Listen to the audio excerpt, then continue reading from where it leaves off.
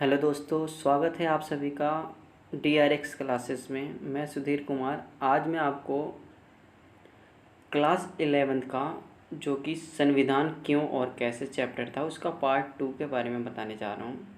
पहले पार्ट में हमने संविधान क्या होता है और भारत का संविधान कब बना, कब लागू हुआ और कितने समय लगा था, और संविधान के टाइप्स के बारे में बता रखा है।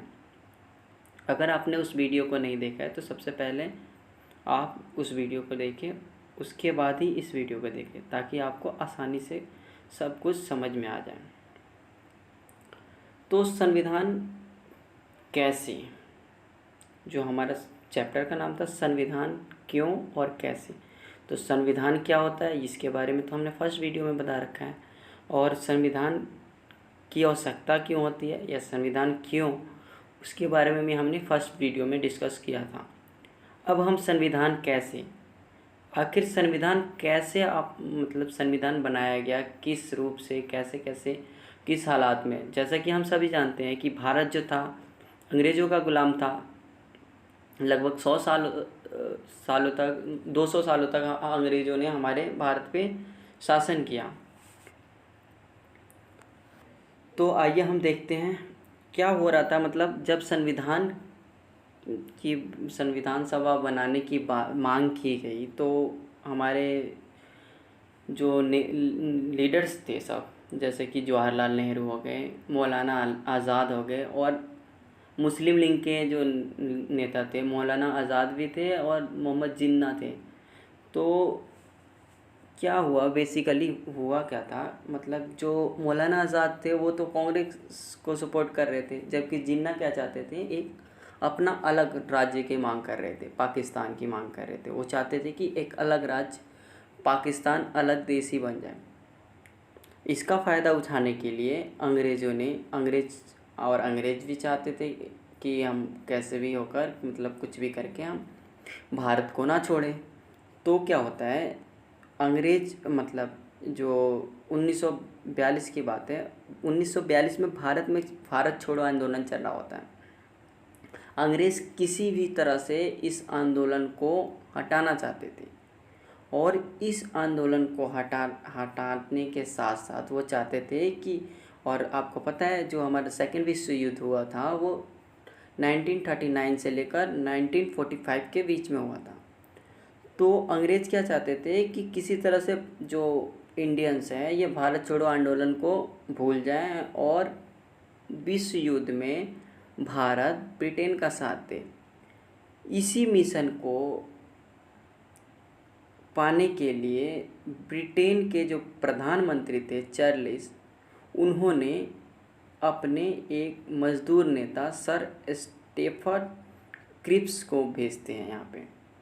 तो इसलिए इसका नाम क्रिप्स मिशन पड़ा। तो आइए देखते हैं क्रिप्स मिशन क्या होता है। ब्रिटिश प्रधानमंत्री चर्चिल द्वारा ब्रिटिश संसद सदस्य, ब्रिटेन के संसद के सदस्य थे तथा मजदूर नेता कौन थे, वो सर स्टेफर्ड क्रिप्स। ठीक है, इनके नेतृत्व में मार्च 1942 में इनको क्या किया जाता है, क्रिप्स को भारत भेजा जाता है। 1942 में जो कि भारत में भारत छोड़ो आंदोलन चल रहा होता है, और उनका यहाँ आने का उद्देश्य क्या होता है, इसका उद्देश्य था भारत के राजनीतिक गतिरोधों को दूर करें। और वह राजनीतिक गतिरोध क्या था, मुस्लिम लीग चाहता था कि अपना अलग पाकिस्तान की मांग कर रहे थे। वो संविधान बनने में पार्टिसिपेट नहीं करना चाहते थे। वो चाहते थे कि मतलब हमारा अलग ही संविधान बने। और कांग्रेस चाहते थे, कांग्रेस के नेता सब, कि हमारा जो है संविधान एक ही हो। तो इसी को दूर करने के लिए क्रिप्स यहाँ पे आते हैं। हालांकि इस मिशन का वास्तविक उद्देश्य क्या था, जैसे कि मैंने पहले ही बताया था, क्रिप्स जो थे वो भारत क्यों आए थे, उनका वास्तविक उद्देश्य था कि युद्ध में, जो कि द्वितीय विश्व युद्ध हो रहा था, भारतीयों का सहयोग लेने के लिए उन्होंने फुसलाना था। भारतीयों को फुसलाकर, और ताकि एक तो भारत छोड़ो आंदोलन से भटका देना चाहते थे, या दूसरा क्या चाहते थे, ताकि ये जो हमारा भारतीय हैं वो क्या करें, पार्टिसिपेट करें। सर क्रिप्स जो थे ब्रिटिश युद्ध मंत्री के सदस्य भी थे। वहाँ पे जो युद्ध हो रहा था उस युद्ध मंत्री के सदस्य थे क्रिप्स, तथा उन्होंने भारतीय राष्ट्रीय आंदोलन का सक्रियता से समर्थन दिया। इन्होंने बोला अब भारत छोड़ो जो आंदोलन चल रहा है ये बिल्कुल सही चल रहा है। क्यों? क्योंकि वो दिखाना चाहते थे कि अंग्रेज जो है वो भारतीयों का साथ दे रहे हैं। कांग्रेस की ओर से जवाहरलाल नेहरू तथा मौलाना अब्दुल कलाम आज़ाद को क्रिप्स मिशन के संदर्भ में परीक्षण और विचार विमर्श करने हेतु अधिकृत किया गया। कांग्रेस की ओर से जवाहरलाल नेहरू को और मौलाना आज़ाद को जो क्रिप्स मिशन था उसके बारे में जांच परख करने के बारे में और विचार विमर्श करने के लिए अनुमति दी गई, ताकि वो देखे कि मतलब ये इससे भारतीयों को फ़ायदा है या नहीं है। तो यही था आपका क्रिप्स मिशन, क्योंकि क्रिप्स आए थे या और किसने भेजा था उनको? प्रधानमंत्री चर्चिल। नेक्स्ट जो है हमारा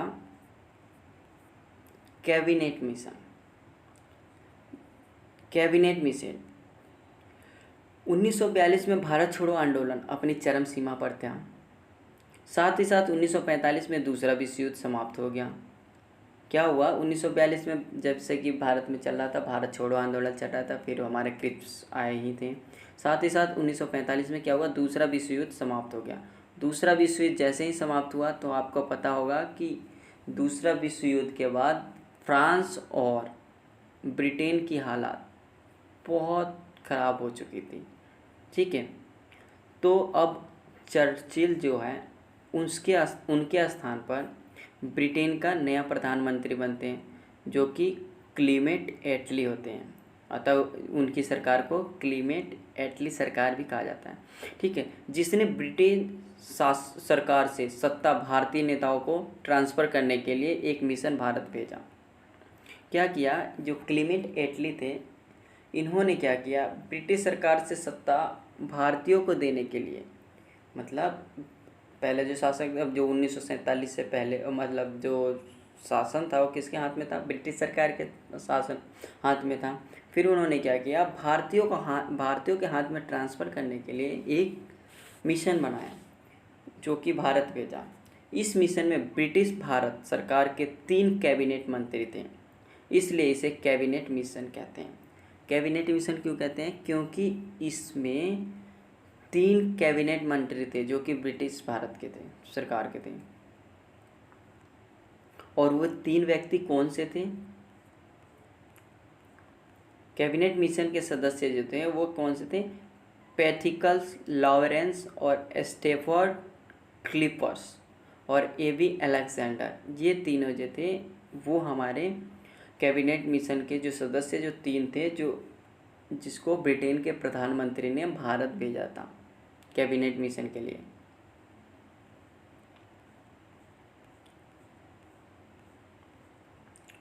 अब भारतीय संविधान सभा का निर्माण कैसे हुआ? जो भारतीय संविधान सभा था वो कैसे, जैसा कि हमें पता है कि संविधान किसने लिखा? भारतीय संविधान को संविधान सभा ने लिखा था। तो हुआ क्या था? ब्रिटिश भारत 1947 से जो पहले भारत था उसको हम क्या कहते हैं? ब्रिटिश भारत कहते हैं। और उस समय जो भारत था वो 2 भागों में बांटा था, एक ब्रिटिश प्रांत था और एक रियासत या राज्यों का समूह कह सकते हैं। ब्रिटिश प्रांत जो थे यहाँ ब्रिटिश शासन का प्रत्यक्ष रूप से नियंत्रित था। जो हमारा ब्रिटिश प्रांत जो थे वहाँ पे क्या था? जो ब्रिटिश थे उनका प्रत्यक्ष रूप से मतलब नियंत्रण था, वो प्रत्यक्ष रूप से देख रहे थे। जबकि रियासत वाले जो एरिया थे वहाँ पे हमारा उनका अप्रत्यक्ष नियंत्रण था, मतलब डायरेक्ट ना देकर इनडायरेक्टली किसी वे से वो उन पर नियंत्रित स्थापित किए थे। संविधान सभा ने संविधान सभा को बनाया था, जैसे कि हम सभी जानते हैं। 9 दिसंबर 1946 को क्या हुआ? संविधान सभा की पहली बैठक होती है। तो संविधान सभा की पहली बैठक कब हुई थी? 9 दिसंबर 1946 को, 1946, 9 दिसंबर 1946। फिर 14 अगस्त 1947 को विभाजित भारत की संविधान सभा की पुनः बैठक हुई थी। 14 अगस्त, जैसा कि आप जानते हो 14 अगस्त 1947 को क्या हुआ था? पाकिस्तान आज़ाद हो गया था और पाकिस्तान में आने वाले जो पहले तो हिंदुस्तान पाकिस्तान एक ही था, तो जो भी सदस्य थे जो पाकिस्तान संविधान सभा में जो पाकिस्तान वाले सदस्य थे उनको बाहर रख दिया गया। तो अब इंडिया के रहने वाले जो भी सदस्य थे वही संविधान सभा में पार्टिसिपेट कर रहे। संविधान सभा के सदस्य 1935 में स्थापित प्रांतीय विधानसभाओं के सदस्यों द्वारा अप्रत्यक्ष विधि से चुना गया। तो संविधान सभा का सदस्यों का चुनाव किस विधि से हुआ? तो वह अप्रत्यक्ष विधि से हुआ था। किस विधि से हुआ था? अप्रत्यक्ष विधि से, मतलब डायरेक्ट हमने उसको वोटिंग के थ्रू नहीं किया था, हमारे लीडर्स ने किया था उनका चुनाव। संविधान सभा की रचना लगभग उसी योजना के अनुसार हुई जिसे ब्रिटिश मंत्रिमंडल की एक समिति कैबिनेट मिशन ने प्रस्तावित किया था। जो कैबिनेट मिशन आया था, जो 3 लोग आए थे, उन्होंने क्या किया था, एक बहुत सारे मतलब प्रारूप दिया था, बहुत सारे उन्होंने प्रारूप दिया था, प्रस्तावित किया था, जिसके थ्रू वही मानकर हमारा जो संविधान सभा की रचना भी उसी बेस पे की गई। जुलाई 1945 में इंग्लैंड में नई लेबर पार्टी की सरकार सत्ता में आई, तब भारतीय संविधान सभा बनने का मार्ग खुला। जो नई 1945 में, जबकि जो कि भारत जो मतलब 1945 में क्या होता है, दूसरा विश्व युद्ध समाप्त हो जाता है। जो ब्रिटेन होता है वो हमारा क्या होता है, उसकी आर्थिक स्थिति बहुत वीक हो जाती है, बहुत कमज़ोर हो जाती है। तो क्या होता है, तभी भारत का संविधान सभा बनाने का मार्ग खुलता है। Versailles vice Roy Lord bevel ने इसकी पुष्टि की थी। कैबिनेट मिशन योजना के अनुसार क्या था? जो कैबिनेट मिशन योजना था, अभी हमने जस्ट पहले डिस्कस किया था, उसके अनुसार क्या किया गया था जो संविधान सभा में वो हुआ था। कैबिनेट मिशन योजना के अनुसार संविधान निर्माण में सदस्यों की संख्या 389 सदस्य निर्धारित की गई थी। कैबिनेट मिशन जो आया था उसमें सदस्यों की संख्या कितने निर्धारित किया गया था? 389। इसमें से जो 292 थे वो प्रतिनिधि ब्रिटिश भारत के गवर्नर के अधीन थे। जो 292 थे वो ब्रिटिश भारत के गवर्नरों के अधीन थे और 11 प्रांतों से आए थे। और 4 जो प्रतिनिधि थे वो चीफ कमिश्नरों के 4 प्रांत से आए थे। और वो 4 प्रांत कौन कौन से थे? दिल्ली, अजमेर का मारवाड़ और कुर्ग और ब्रिटिश बलूचिस्तान। और 93 प्रतिनिधि भारतीय रियासतों से लिए जाने थे। तो ये जो 93 जो थे भारतीय रियासत, जहाँ पे अप्रत्यक्ष रूप से नियंत्रित स्थापित था। 26 नवंबर 1949 को भारत का संविधान बनकर तैयार तो हो गया, लेकिन इसे 26 जनवरी 1950 को लागू किया गया।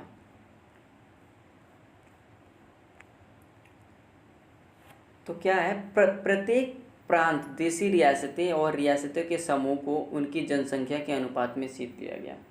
तो प्रत्येक प्रांत जो थे और देशी रियासतें, प्रांत वे से जहाँ पे उनका डायरेक्ट नियंत्रण था, प्रत्यक्ष रूप से नियंत्रण था, जबकि देशी रियासतें थी वहाँ पे अप्रत्यक्ष रूप से ब्रिटिश सरकार का शासन था। तो उनको उसके जनसंख्या के अनुसार, अकॉर्डिंग टू द पॉपुलेशन के अकॉर्डिंग क्या किया गया, उसको सीटों में डिवाइड कर दिया गया था। मोटे तौर पर देखा गया तो क्या था, 10 लाख की जनसंख्या पर 1 सीट का अनुपात रखा गया, मतलब 10 लाख व्यक्तियों में से 1 व्यक्ति को चुना जाएगा।